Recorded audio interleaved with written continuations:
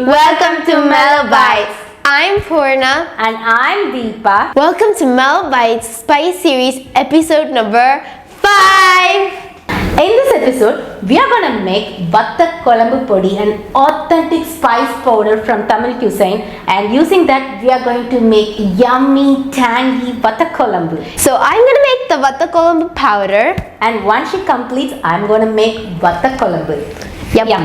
To make the vathakuzhambu powder, let's get ready with the ingredients to be dry roasted one by one. To a heavy bottomed pan, dry roast 2 teaspoons of chana dal or Bengal gram until it turns golden brown.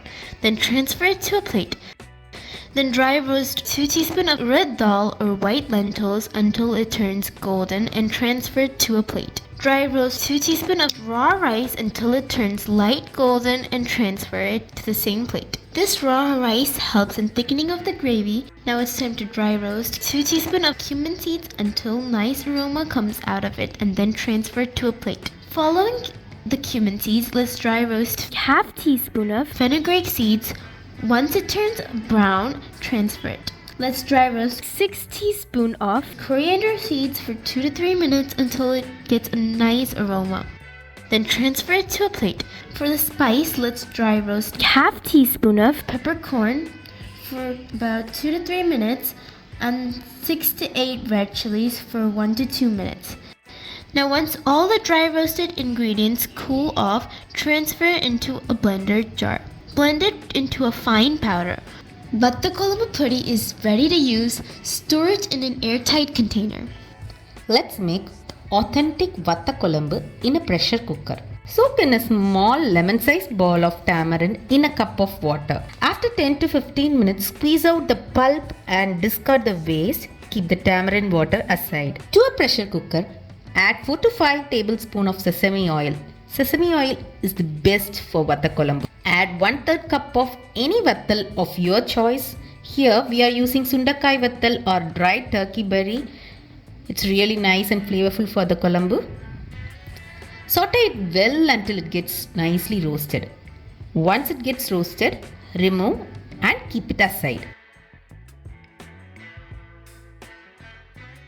To the same oil, temper 2 red chili and nice amount of chopped curry leaves for aroma.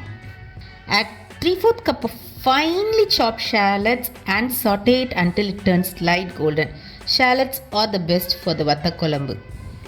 You can even add onions, but shallots are the best for vathakuzhambu. Once the shallots turns nice golden, add 12 to 15 whole peeled garlic cloves to it. Saute it for 2 to 3 minutes, adding adequate salt and turmeric that's required for the curry. Add 1.5 to 2 tablespoons of freshly ground vathakuzhambu powder that we made. Mix it well and put in the roasted vathal. Pour in the tamarind water that we have already made, and along with that add 3/4 to 1 cup of water based on the consistency of the gravy you prefer to have. Cover and cook it for just a whistle. Once the pressure goes off, open the lid. The yummy, tangy vathakuzhambu is ready. This vathakuzhambu is so tasty when you have it served over a very hot rice along with some papad or togel. It smells so good. So our authentic vathakuzhambu is ready with freshly made